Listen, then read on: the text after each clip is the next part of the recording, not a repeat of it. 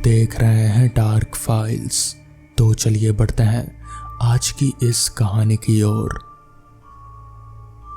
5 अक्टूबर सन 1978 जोरों की बारिश शुरू थी। दोपहर का समय था। उबड़ खाबड़ रास्तों से होते हुए बस तहर बस स्टैंड पहुंची। उसमें से काला कोट पहने, हाथों में छाता लिए 26 साल का अर्जुन उतरा। उसने आसपास नजर डाली। कुछ लोग और 3 घोड़ा गाड़ी वाले खड़े थे। उसने जाकर एक घोड़ा गाड़ी वाले से पूछा, कदार गांव चलोगे?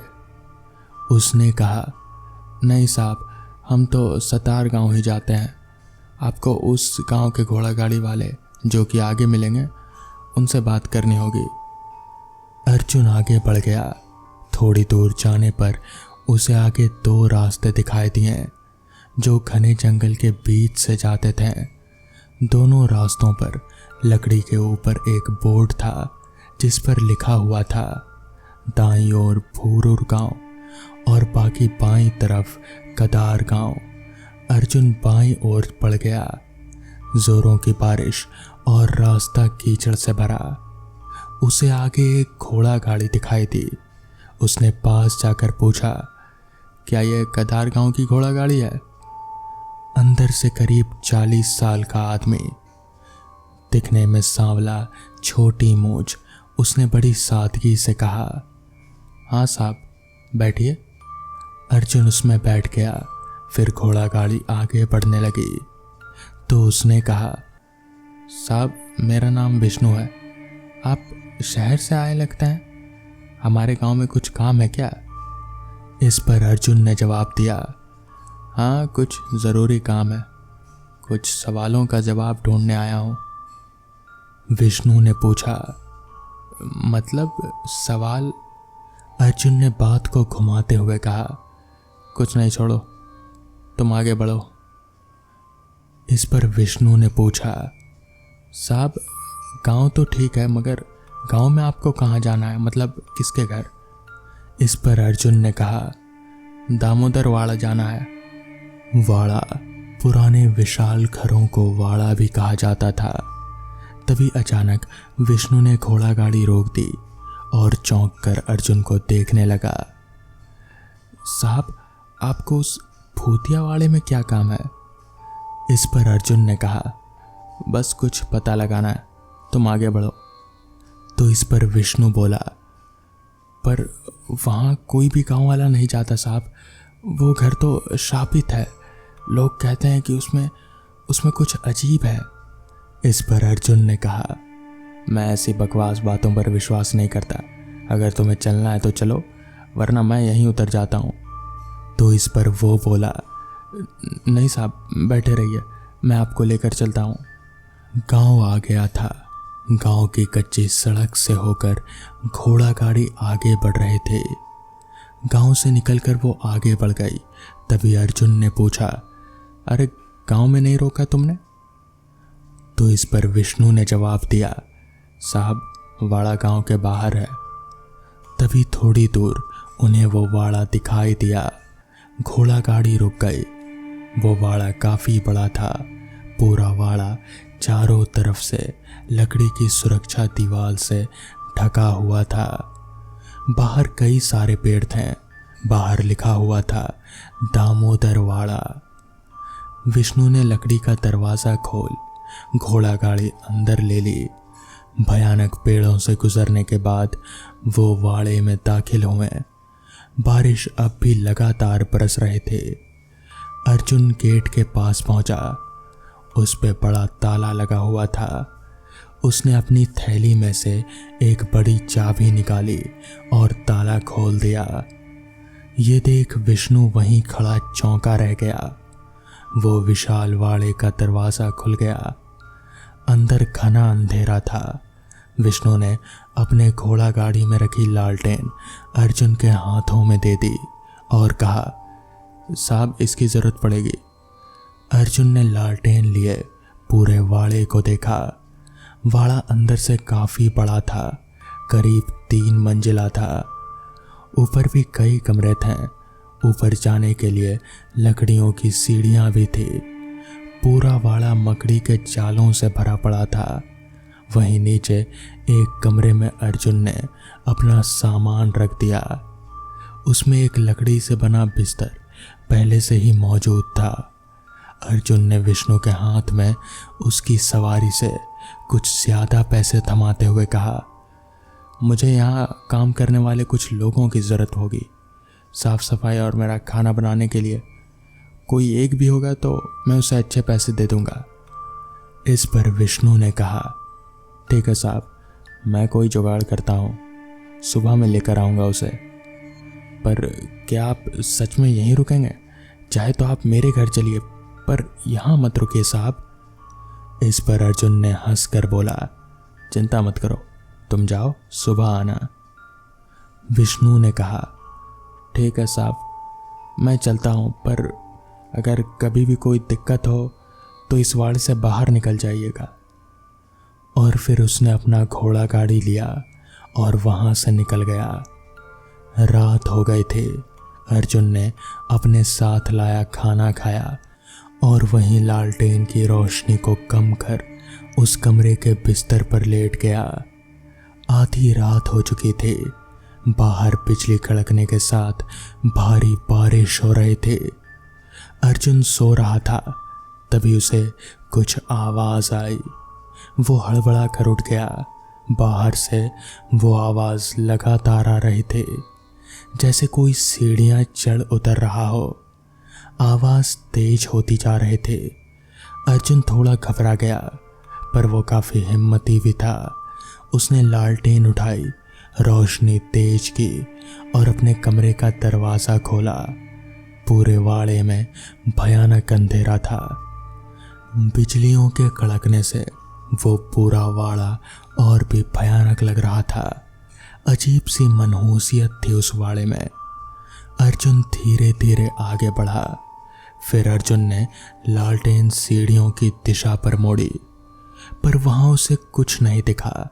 उसे लगा शायद इतना पुराना वाड़ा है, इस मौसम में लकड़ियों की आवाज आती होगी। पर जैसे ही वो अपने कमरे की तरफ मुड़ा, फिर से वही आवाज आई। वो फिर मुड़ा और सीढ़ियों की ओर देखने लगा। इस बार वो सहम गया। दूसरी मंजिल की सीढ़ियों से कोई बूढ़ा आदमी अपनी लाठी लिए ऊपर की तरफ जा रहा था।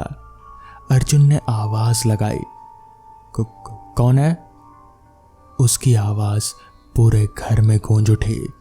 तभी वो बूढ़ा आदमी वहां से गायब हो गया। अर्जुन बुरी तरह से सहम गया। उसकी लालटेन भी बुझ गई थी। चारों तरफ सिर्फ अंधेरा ही था। तभी बड़ी जोर से बिजली कड़की।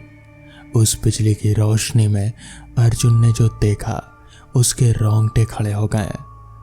उस बिजली की रोशनी में उसे तीसरी मंजिल पर एक महिला दिखाई दी, जो उसे ही गुस्से से घूरे जा रहे थे।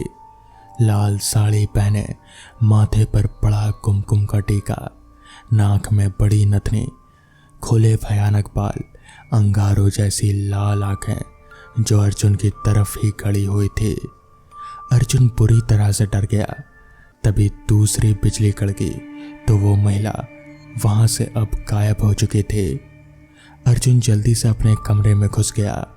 अजीब अजीब सी आवाजें रात भर चलती रही। फिर बाद में सारी आवाजें बंद हो गई।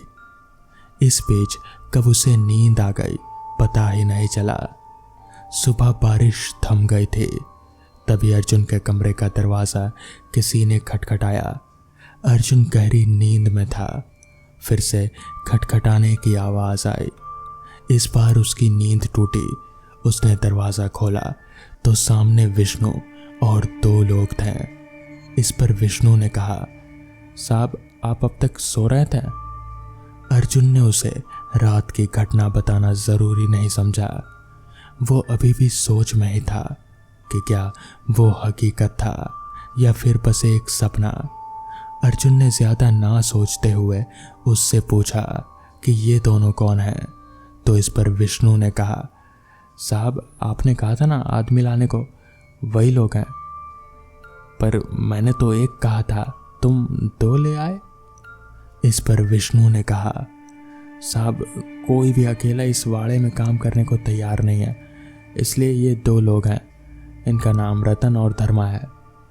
तभी रतन ने कहा, साहब हम साफ सफाई और आपके 2 वक्त का खाना बना दिया करेंगे, पर रात को यहाँ नहीं रुकेंगे। इस पर अर्जुन ने ठीक है में हामी भरी और कहा, ऊपर के मंजिल को साफ करने की ज़रूरत नहीं है, बस यहीं नीचे साफ सफाई कर दो और दोपहर का खाना बना दो। तब तक मैं नहाकर अपना काम करके आता हूँ। दोनों सेवक काम में लग गए। अर्जुन ने बाहर जाकर कुएं से पानी निकालकर वहीं बाहर नहा लिया। फिर तैयार होकर विष्णु से बोला, मुझे रामेश्वर जी के घर ले चलो। इस पर विष्णु ने पूछा, साहब कल रात कुछ हुआ तो नहीं ना?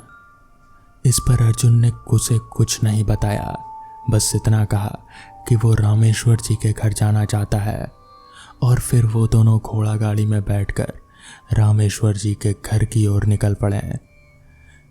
कुछ देर चलने के बाद घोड़ा गाड़ी रामेश्वर जी के घर के पास पहुंच गई। रामेश्वर जी उस गांव के बड़े पंडित जी थे।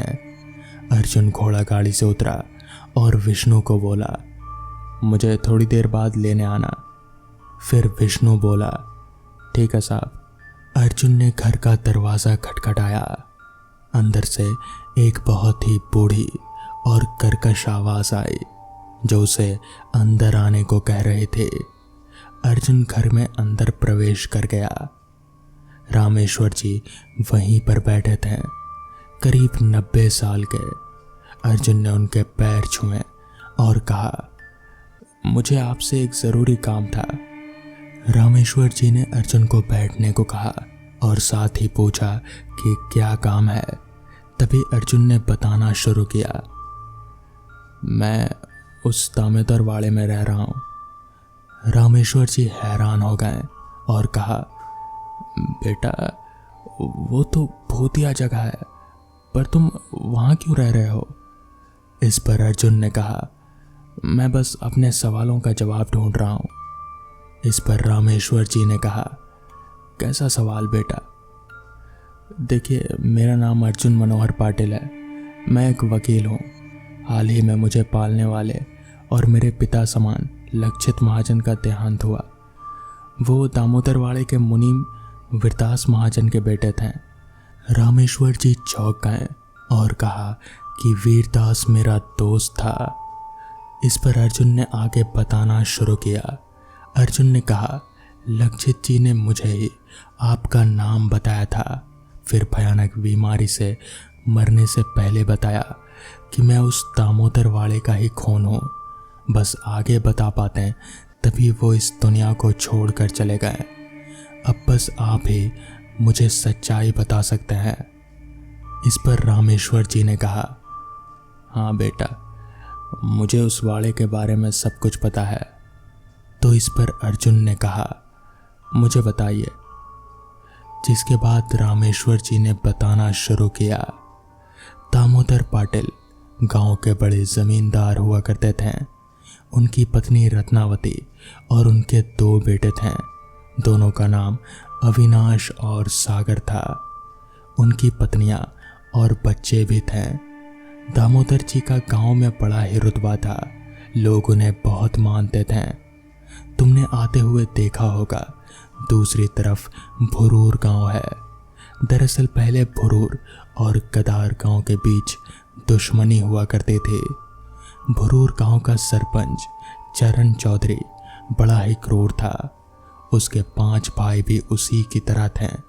वो गदार गांव की ज़मीनें हड़पना चाहते थे, पर दामोदर जी की वजह से वो ऐसा कभी नहीं कर सकते थे।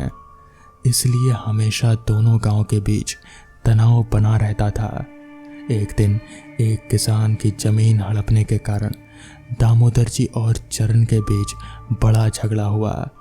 उसमें चरण को मुंह की खानी पड़ी।